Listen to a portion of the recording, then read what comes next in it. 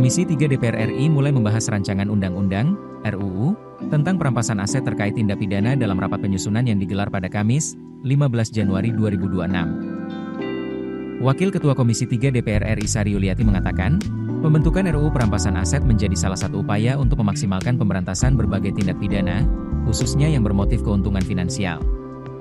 Menurut Sari, penegakan hukum tidak boleh hanya berorientasi pada pemidanaan pelaku melalui hukuman penjara, tetapi juga harus berfokus pada pemulihan kerugian negara yang timbul dari perbuatan pidana tersebut.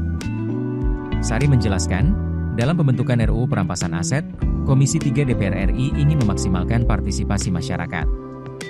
Saat ini pembahasan baru tahap membahas laporan progres penyusunan naskah akademik draft RUU perampasan aset oleh tim Badan Keahlian DPR RI.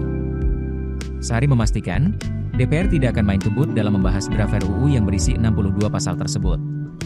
Partisipasi publik dinilai menjadi bagian penting, sehingga diperlukan waktu untuk menyusun dengan hati-hati. Untuk agenda pertama, RUU berfokus pada proses penyusunan naskah akademik.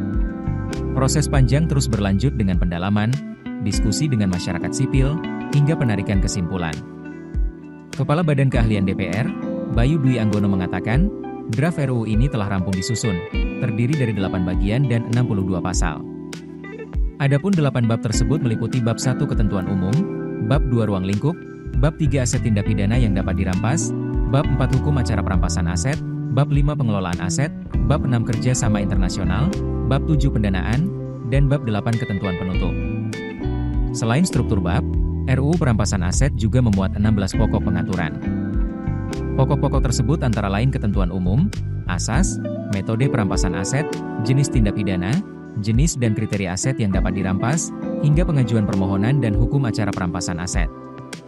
RUU ini juga mengatur pembentukan lembaga pengelola aset, tata cara pengelolaan dan pertanggungjawaban aset, kerja sama internasional, perjanjian bagi hasil dengan negara lain, sumber pendanaan, pengelolaan akuntabilitas anggaran, serta ketentuan penutup. Sebagai informasi, RUU perampasan aset terkait dugaan tindak pidana telah resmi masuk dalam program legislasi nasional, Prolegnas, prioritas tahun 2025 dan 2026. Pengesahan tersebut dilakukan dalam rapat paripurna DPR RI di Kompleks Parlemen, Senayan, Jakarta, pada Selasa, 23 September 2025. Adapun pemerintah sejatinya telah mengusulkan RUU perampasan aset kepada DPR sejak 2012, setelah Pusat Pelaporan dan Analisis Transaksi Keuangan, PPATK, melakukan kajian sejak 2008. Keputusan bisnis terbaik datang dari data, bukan tebakan. Mudah berlangganan Business Insight dengan subscribe with Google.